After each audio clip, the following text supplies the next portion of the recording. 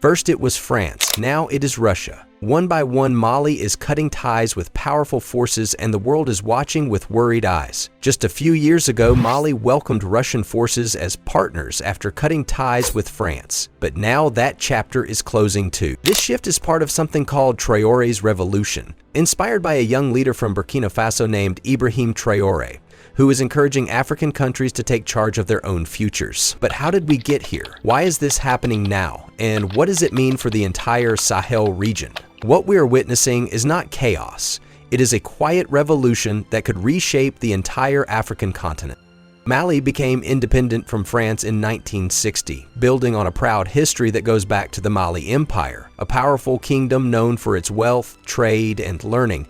That empire was a center of culture and knowledge, and Malians today carry that same spirit of strength. But since independence, Mali has faced challenges like changes in government and conflicts, especially in the northern part of the country where people live in vast desert areas. In the early 1990s, Mali was under the iron grip of General Wagner Traoré, who had ruled the country since a military coup in 1968. But in 1991, everything changed. Students hit the streets demanding freedom. Unfortunately, the protests turned violent and over 100 people were killed. But the pressure was too much. The military turned against Traoré, and just like that, he was gone. A new government stepped in, and soon, Alpha Oumar Konaré became the first democratically elected president. This was a major turning point for the country. For many Malians, democracy was not something new. It was a return to their roots, something they called Marasegi So, meaning bringing power home. But democracy in Mali did not come easy. Not long after, in 2012, northern Mali exploded in conflict. The Tuareg, a desert-dwelling ethnic group, wanted their own country they would call Azawad. Cities like Timbuktu, Gao, and Kidal were caught in the conflict, but things got even worse. Jihadist groups like Ansar Dina and Al-Qaeda hijacked the rebellion. They imposed strict Sharia laws and turned the region into a war zone, making it hard for Mali to stay united as one country.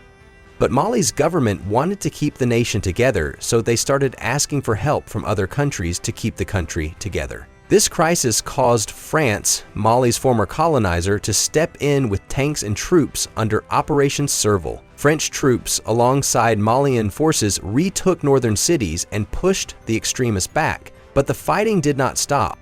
France transitioned to Operation Barkhane, a broader counterterrorism mission across the Sahel, while the United Nations deployed MINUSMA, a peacekeeping mission. But over time, many Malians grew frustrated. Many Malians felt that foreign countries were too involved in their decisions. They wanted Mali to be in charge of its own future.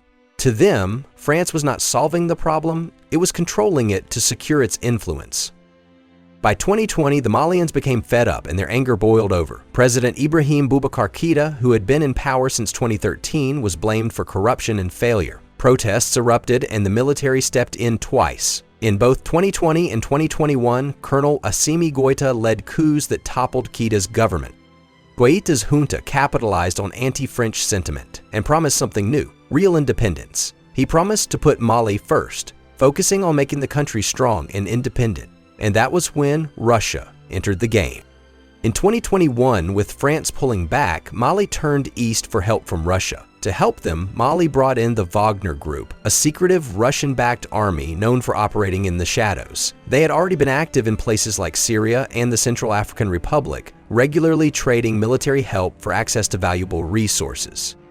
Around 1,000 Wagner fighters landed in Mali armed and ready alongside Russian trainers and military gear. Wagner arrived with a promise to support Mali's army in protecting the country and bringing it together. For 3.5 years, they worked closely with Mali's soldiers, and together they achieved some big successes.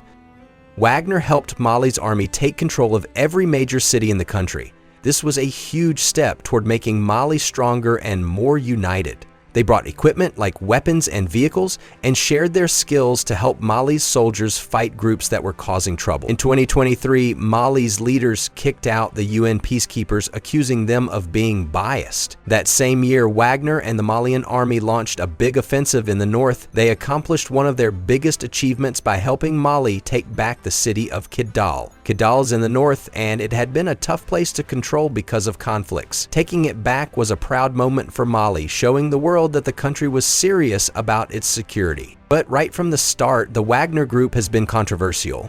The junta claimed these were just military advisors, but they were the ones in charge of the war against the jihadists. Soon enough, reports of war crimes surfaced. In 2022, Human Rights Watch accused Wagner and Malian troops of massacres, including a deadly operation in the town of Moura, where up to 300 civilians were killed. In December 2024, Human Rights Watch accused the Malian Armed Forces and the Wagner Group of deliberately killing at least 32 civilians over an 8-month span again. It became a difficult situation for the Malian government, and they had to do something about it. They wanted to control their own path while protecting the citizens. Wagner Group helped them fight against the insurgents, but it was against their fight for true independence, as their citizens were not treated with importance. There was only one option: to break the partnership so that they can be able to control their own future. This idea of Mali controlling its own path connected with a bigger movement across the Sahel, led by Ibrahim Traoré in Burkina Faso. Traoré's vision of African countries standing tall inspired Mali to rethink how it works with other nations. On June 6, 2025, the Wagner Group announced they were leaving Mali, saying their mission was complete. They had helped Mali achieve important goals like bringing major cities under the army's control, but in reality, they were being secretly kicked out by the Malian government. Now, Mali has changed the way its partnership with Russia works. Instead of the private Wagner forces, a new group called Africa Corps, run by Russia's government, is stepping in to keep the support going. This is remarkable because the Africa Corps has a different approach that fits perfectly with Mali's goal of becoming more independent. Unlike Wagner, which focused a lot on fighting alongside Mali's army, Africa Corps is all about teaching Mali's soldiers to take charge. They focus on training, sharing knowledge, and providing equipment like weapons and technology. This means Mali's army can learn to handle its own security without needing the foreigners to do the heavy lifting. Africa Corps is run by Russia's defense ministry, which means it is an official partnership, not just a private group like Wagner. This gives Mali a reliable ally as it works to build a stronger, more independent army. The shift to Africa Corps shows Mali's confidence in taking the next step toward controlling its own future. This change also fits with Mali's bigger plan, which it shares with its neighbors, Burkina Faso and Niger. These three countries formed a group called the Alliance of Sahel States. They want to work together to make their region safer and stronger without depending too much on countries far away. The alliance is about African countries helping each other, and Mali's partnership with Africa Corps is a smart way to make that happen. It is a move inspired by Ibrahim Traoré, who is leading the charge for African independence. Traoré has big ideas about how African countries can be strong without relying on others. He believes Africans should control their own resources, like gold, crops, and minerals, and build their own armies to keep their countries safe. He wants African nations to stand tall, make their own decisions, and help each other. And his message is spreading fast across the Sahel, and it is especially popular with young people who want their countries to be proud and independent.